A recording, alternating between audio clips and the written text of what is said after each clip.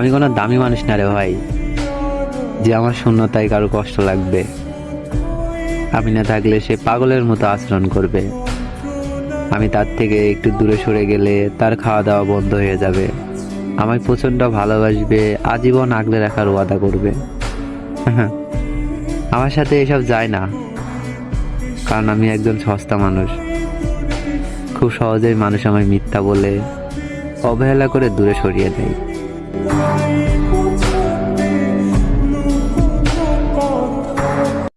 ভবিষ্যৎ অনিশ্চিত, কি করব বা কি হবে তাও জানি না।